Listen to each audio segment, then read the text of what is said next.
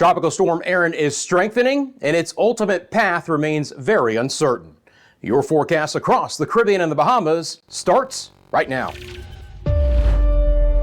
This is Meteo Mundo. Hi friends, Rusty back here at Meteo Mundo. We are your home for Caribbean weather. It's fantastic to see you on a Wednesday. I hope you're doing well, friends. Coming up in this video, obviously we've got all the newest information on Tropical Storm Erin, all the new model data coming in. I'm going to break down what's been happening in the last 24 hours and get into the forecast for you guys, the areas that Erin could impact. We even have an area to discuss here moving across the Yucatan today as well. Let's get started. Meteo Mundo is sponsored by the Lean Law Firm of Central Florida. They are hometown homeowners insurance attorneys offering free consultation and policy reviews when a storm moves across your area. They'll walk you through every step of the insurance claim process. LeanOnMeLaw.com is the website. As always, love to hear from the Meteo Mundo weather community. Let me know what's been happening in your area. If you have a specific question as we move along in this video, feel free to drop it in the comments section below. You want to drop a hi down there, I appreciate that as well. All right, look, I wish as we go farther in time that we are going to have more clarity today compared to yesterday with the ultimate track of Erin. Unfortunately, there's still a lot up into the air in regards to its potential track close to the Leeward Islands and eventually places like Turks and Caicos, the Bahamas, and even the United States East Coast. But I do these videos so you guys have as much understanding as possible as storms begin to move into your area. With this, I wanted to start this video with kind of some of the key messages that I'm going to be going over throughout the video. Now, the most likely track of Erin still is going to be north of the Leeward Islands and the Virgin Islands, but I'm telling you it's going to be close, and the newer model runs of the European model are not fantastic in regards to a very close shave to these areas. Then the questions are, how close does Erin approach the Turks and Caicos and the Southeast Bahamas and Bermuda? And because of some of the trends that I've been seeing, does the United States East Coast even come into play with Erin's ultimate track? So let's get into what's been happening with Erin today. And I actually do have the brand new 5 o'clock p.m. advisory from the Hurricane Center on this Wednesday. First of all, Erin is beginning to look better again. You can clearly see there is deeper convection beginning to develop. Those reds, those blacks, those whites are all higher cloud tops in this infrared satellite imagery. This is the visible satellite imagery. It'll take just a second to loop up, but we can clearly see a good rotation. We're actually bringing in a little bit of some rotation on the northeast side. There is a touch of shear on the northeast side right now, but when I show you the water vapor imagery, one of the big questions was, could Erin, avoid some of the drier air to its north? It has. It's creating its own environment. There's plenty of moisture out west of it, so there's very little stopping Erin from continuing to develop outside of this little nudge of shear that we've had on the northeast side. But even in the last couple of frames, Erin has looked even a little bit healthier. So as of the 5 o'clock advisory, and we're not going to get the 5 o'clock ultimately on my system because it's so new, but it's close. I've got the information for you guys. 16.3 north, 45.0 west. 1,200 miles to the east of the northern Leeward Islands. That's 1,930 kilometers, moving west at 17 miles an hour. Winds are up to 50 miles an hour, and pressure is at 1,001 millibars. So slight strengthening here with Erin throughout our Wednesday. Now, look, this is just the beginning. Erin is still ultimately forecast to strengthen and become a major hurricane as it gets very close to the Leeward Islands and the Virgin Islands late on Saturday and early on Sunday. So let's take a look at this track and kind of break down how close we're going to end up being. I'm going to bring out my spatial tool. And again, this just kind of allows us to get an idea of how close to the islands we're going to end up being. So from Anguilla to the far southern side of the cone of uncertainty, we only have a 55-mile buffer. When we get to the actual center from the Hurricane Center, we're at about 190 miles, but yesterday we were around 220 to 200, so it has been nudged a little bit farther to the south and to the west than 24 hours ago. From the Antigua area, if we take a look at this, from Antigua, let me just clear that off real fast. From Antigua off, you've got about 100-mile range and then about 230 miles to the ultimate. And again, you're getting into a storm that's becoming a Cat 2 and ultimately a Cat 3 a little bit down the road. Now, as it passes, we hope, the Leeward Islands to the north, it should be just below a Cat 3 strength. You can see, though, the plots down the road, north of Puerto Rico, east of Turks and Caicos, and the Bahamas. We still have it becoming a Category 3 major hurricane. Now we have Anegada, which is on the far northeast side of the British Virgin Islands, with that southern cone of uncertainty just 30 miles away, and the center line more like 175. So, friends, there still is a slight buffer with what we're looking at from the Hurricane Center, but I got to tell you something. The overall trends in the models, there's no consensus. That's what I'm trying to ultimately say. Down the road, as we get closer to this area, there is a wide dispersal between all of the different models that I will walk you through each every one of them. But if you do live in the Leeward Islands or the Virgin Islands or Puerto Rico or Turks and Caicos, the Bahamas, Bermuda, and even the East Coast of the United States, Erin ultimately is going to be a storm you still have to pay attention to the next several days. I think we'll get more clarity as we get into the Friday time frame, but it's going to take a while before we start to really see these models, I believe, hone in on where Erin is going to ultimately go. So let's break down what the models look like. I'm going to start off with the GFS model because it's just inherent with the computer system that I use. So this is going to be your GFS reflectivity. Now, the GFS is the farthest north and east of all of the members. You're going to continue to see a pretty sloppy system with Erin until we get into that Friday, Saturday time frame, and then a faster bend to the north. Now, Erin is going to be very strong ultimately on the GFS as well. But again, this is going to be late Friday and into Saturday. You still kind of a sloppier system, but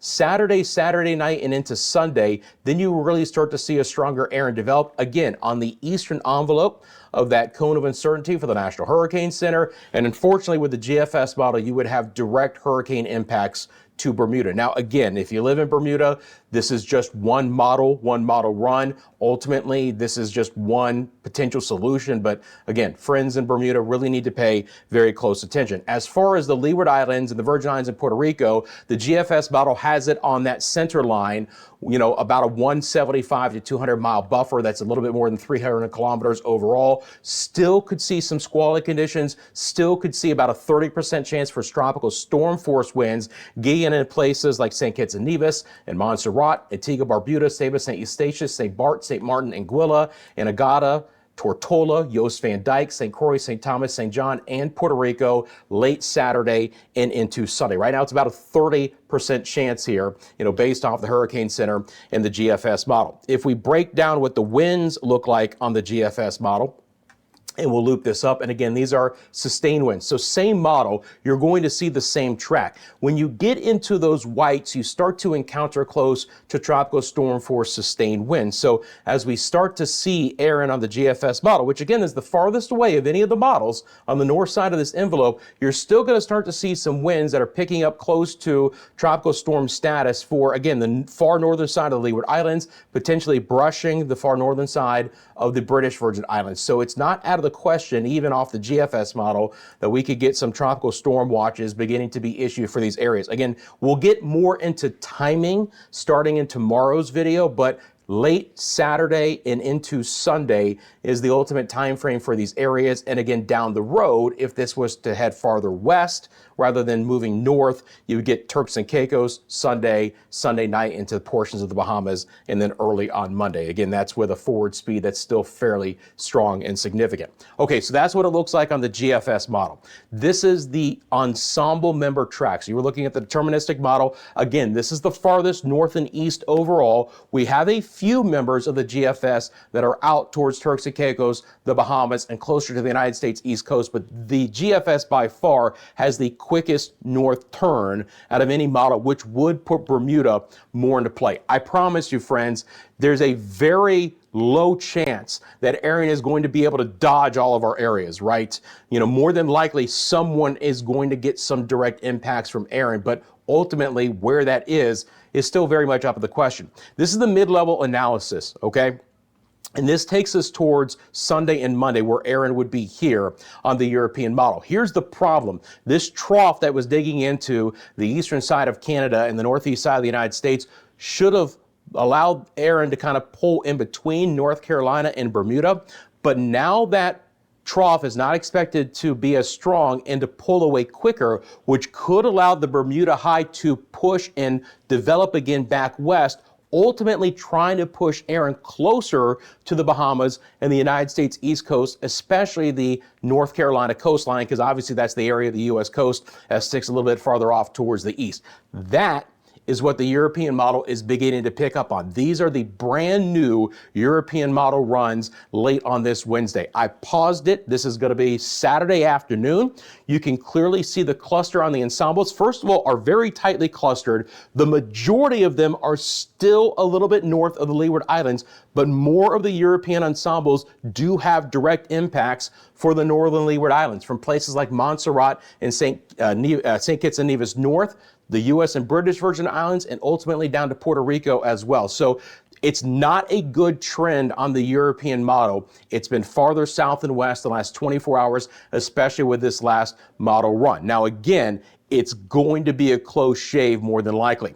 This is the same model, just expanded out in view and in time, allowing us to get into early next week. You're going to ultimately see a larger spread, but farther west with some of these. So, down the road, again, if the southwest track holds out, you would have more impacts to Puerto Rico, the Dominican Republic, Haiti, Turks and Caicos, Bahamas. And again, we can't ultimately rule out the United States East Coast on the latest run here of the the European model. Of the eastern side would still bring Bermuda into play. And again, letting that loop up one more time, you can see some of those do get into the northern Leeward Islands and the Virgin Islands and Puerto Rico. Still, the majority are just north, but it is a lot closer shave on the European model than it is on the GFS. This is the H-WRF model, brand new run of the H-WRF as well. Going to let this run out, and then it will pause on late Saturday night. So here you go. This is going to be Saturday night. Here is Anguilla, Anegada, Antigua and Barbuda. We're about 150 miles to the north and east here on the H-WRF model, okay? And if I take myself off camera, it's a major hurricane with sustained winds of 120 miles an hour. We would ultimately more than likely get tropical storm conditions in the Leeward Islands, but again, a bit of a buffer here on the H-WRF model. And this is a snapshot of the HAFS-A model. Saturday morning, it's a little bit faster, so it gets a little bit closer, a little bit earlier. So we would start to see maybe some impacts Friday night, especially with some surf and sea conditions kicking up, but you still have a major hurricane on the HAFS-A model, sustained winds of 115. The center is exactly 200 miles from Anguilla here, or a little bit more than 300 kilometers on Saturday morning. So again, friends, it is such a close shave right now with all the models, with the European model being farthest south and west of all these that we've been looking at, with more direct impacts to these spots. But there's not a lot of consensus overall. The guidance as far as the tracks have been pretty good lately with the hurricanes, but this one, the models are really struggling on.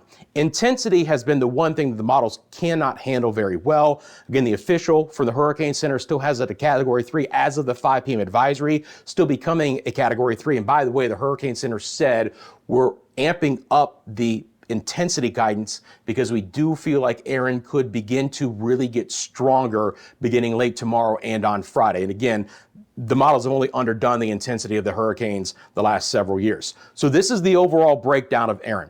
Still forecast to become a Category 3 plus hurricane, a major hurricane, winds of at least 111 miles an hour down the road. It's about 1,200 miles from the northern Leeward Islands at this point in time. The track is still very uncertain. The highest chance is still just north of the islands, but we have to monitor the situation. If you live in the Leeward Islands, Virgin Islands, Puerto Rico, Turks and Caicos, Bahamas, and Bermuda, you need to monitor.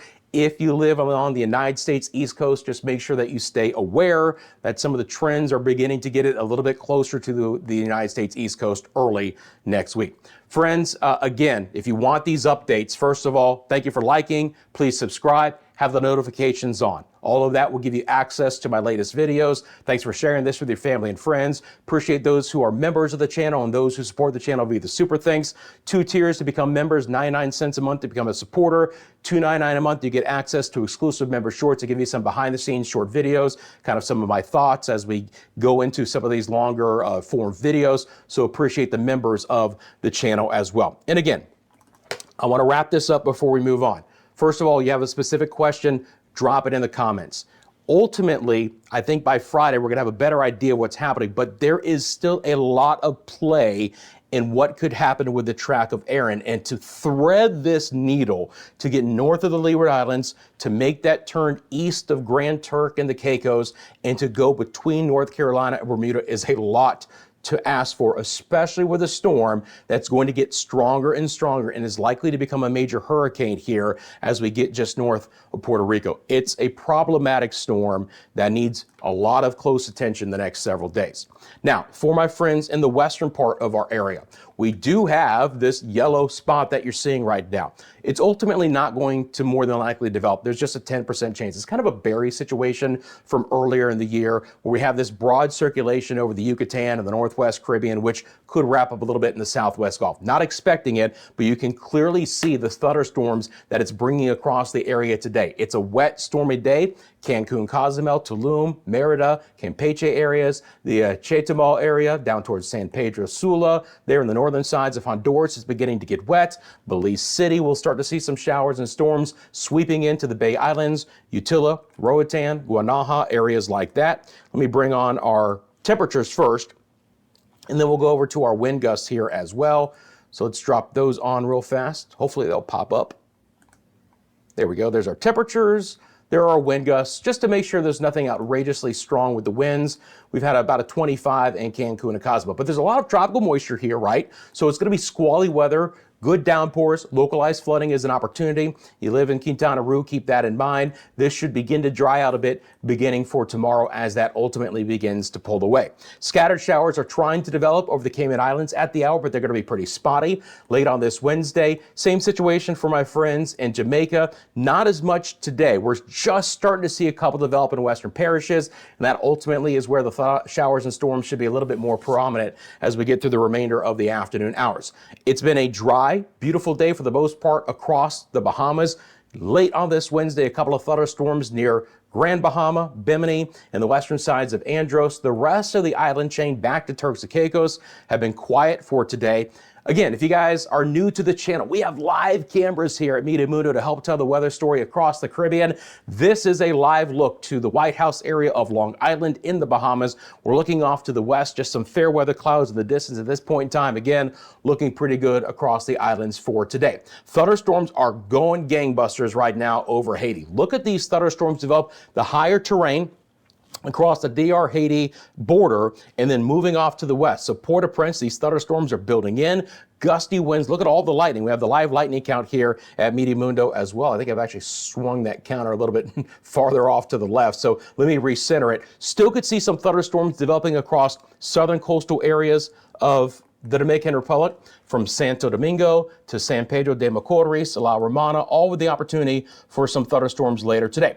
Earlier today, we had some prolific thunderstorm and flooding activity in southwest Puerto Rico, Mayagüez, Yauco areas off towards the west. At this point in time, it's come down a little bit. It's a little bit quieter outside. This is a live look to the radar out of Puerto Rico. I do have access to some live radars across the area, so we'll keep an eye on that, especially if Aaron gets closer to these spots. Some thunderstorms hugging the southern coastline near the Ponce area. A couple of passing showers over Vieques and Culebra. Same thing towards St. Croix, St. Thomas, and St. John. Again, some spotty rain. You can see some wind gusts there from time to time across the Virgin Islands. Nothing extremely concentrated outside of southwest Puerto Rico for today, but that opportunity will continue to linger. And again, pockets of heavy rain, a few inches of rain, and some isolated flash flooding is possible in some of these spots. I'm going to switch over to our visible satellite imagery here as we go through the Lesser Antilles. Now, we've had some fresh easterlies pick up. Wind gusts from time to time have been in that 30-mile-an-hour range. It's been a little bit quieter for Anguilla, Antigua, Barbuda South. Again, some extra cloud coverage today. Guadalupe has had some passing showers, a 30-mile-an-hour wind. We've had a good wind over Martinique from time to time as well, right around 30. And we've had some squally weather even around Barbados for today. Some that's have kind of spiraled into Martinique. And, you know, from time to time, St. Lucia, SVG, down towards Grenada, Trinidad, Tobago. It hasn't been concentrated, but there's been some rain. This is a live look to Corinth, St. Lucia, and you can see some of those lower clouds, a little bit of a breeze from time to time, and some passing showers possible in St. Lucia for today, but still many dry hours and locations overall. And then back out to our view as we go off towards the west, a nice thunderstorm over Nueva Esparta, and starting to try and get a couple of showers to billow up here over the ABC Islands. It hasn't ultimately been the case overall, but we also haven't had the extremely breezy conditions in these spots we've had recently as well. Another live look outside. This is Oranjestad, Aruba on this late Wednesday afternoon. Kind of hazy sunshine again, which has tampered down any opportunity for rain. There's been a bit of a breeze from time to time here on Oranjestad, but we've had some 30, 35 mile-an-hour winds lately. We haven't had those kinds of gusts for today. All right, so now we're going to get into the remainder of the forecast. I am going to pause and take a quick second here. Got my lean law cup, got a little diet green tea, wet the old whistle, and kind of get to the back half of the forecast. So what we're going to do now is we're going to go island by island with your rain chance. So I'm going to bring up the model over just the next 3 days for those who won't be directly impacted by Aaron. I've got you covered. I've still got all of your forecasting here. Now again, we'll get back to the GFS model and where it has Aaron as we get towards the beginning of the weekend. So again, here is your Friday the 15th, and then this is going to be Saturday. Now again, this is still a little bit north and east where most of the models are running, but obviously, and we'll really start to break this down beginning in tomorrow's video for the Northern Lesser Antilles, the Leeward Islands in general, the Virgin Islands and Puerto Rico. Obviously, we're going to freshen up, surf and sea conditions. It's not going to be surprising to potentially get a tropical storm watch down the road as early as tomorrow as well. But we'll get some high surf advisories, we'll get some high sea advisories that go along with the storm. Regardless of where it ultimately goes, it's a close enough approach to get those kinds of advisories and watches and potentially some warnings to go along with it. So obviously this becomes a very wet forecast, even into portions of the Dominican Republic and Haiti. It's still going to be more scattered farther south. I think the line right now is kind of like Guadeloupe, Dominica for the heaviest, most widespread, more direct impacts from Aaron. From Martinique south, it's a little bit of moisture coming back in for Barbados and TNT, but ultimately more scattered than anything else. Nueva Esparta, a couple of showers. ABC Islands, the same situation.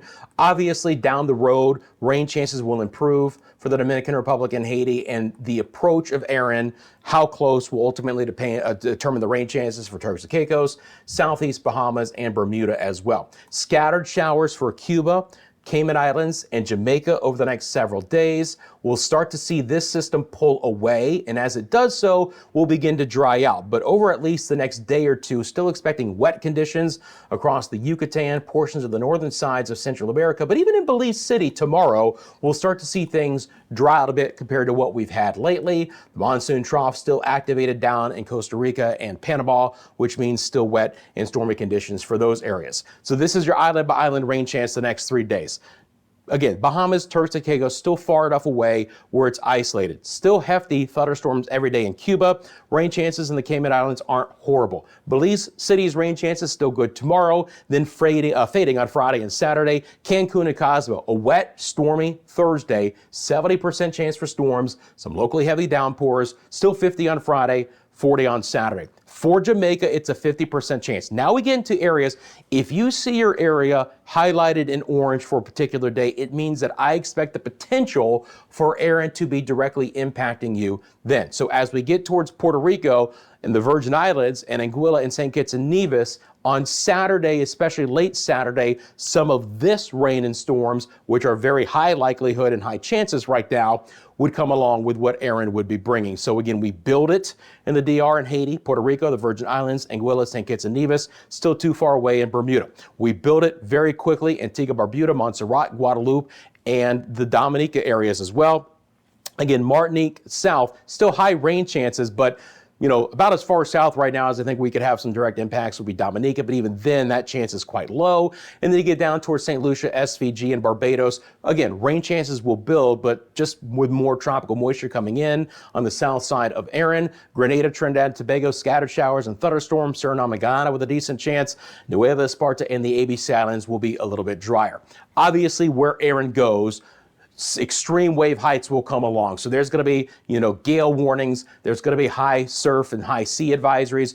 if you look at your chart here, these are wave heights that could ultimately be 20 feet or higher wherever Aaron wants to go. Again, because you're talking about a major hurricane at this point in time. Now, hopefully this stays out to sea. And again, this model is based off the GFS, so it's going to have the quicker turn that you see in more direct impacts for Bermuda on this run of the model. But again, ultimately how this pulls through. But obviously, Leeward Islands, Virgin Islands, Puerto Rico, northern sides of the Dominican Republic and Haiti, the eastern and central sides of the Turks and Caicos into the Bahamas, you're going to get some long period swells beginning to moving back in. So there's going to be some marine advisories to talk about. And wherever Aaron goes, we're going to have some hefty rainfall totals. The European model, again, is a little bit farther south here. So you're going to see some of those higher totals, which get into that 6+ inch range, even on the south side of this, get into, again, the same areas that I've been mentioning overall. And you can see, again, how do we begin that turn along with Aaron. Could still see some heavier rain up to a few inches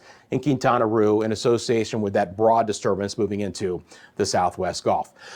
Okay, friends. I appreciate you guys. Thanks for following us across all social media. You want the latest updates? We have an Instagram page, TikTok, X, and Facebook. You want to send me a picture or video to help tell the weather story in your area? It's mymeteomundo@gmail.com. Look, as always, again, you have a specific question about the forecast, feel free to drop it in the comments section below. And of course, while you're down there, I really do appreciate taking a quick second and liking and subscribing to help support the channel in that way. Very simple way to do it, but it helps more than you guys can think. Please remember that Meteo Mundo is sponsored by the Lean Law Firm of Central Florida, your hometown homeowners insurance attorneys. You get wind, hail, hurricane damage, a burst pipe. They'll walk you through every step of the insurance claim process. Go to leanonmelaw.com if you would like more information. Recapping Aaron. Aaron has winds of 50 miles an hour at this point in time, continue to move off to the west at 17. Ultimately down the road, Aaron is still forecast to become a major hurricane, and potential impacts to the Leeward Islands, the Virgin Islands, Puerto Rico, potentially the Dominican Republic and Haiti, Turks and Caicos, the Bahamas, Bermuda, Southeast United States. I wish there was more clarity at this point in time, friends, but we have to see how this trends, because we are going to have a very potent hurricane close to these areas as we get towards the weekend. Take care. You know I'm back tomorrow with the latest forecast with Aaron and across the Caribbean and the Bahamas for you, right here at Meteo Mundo.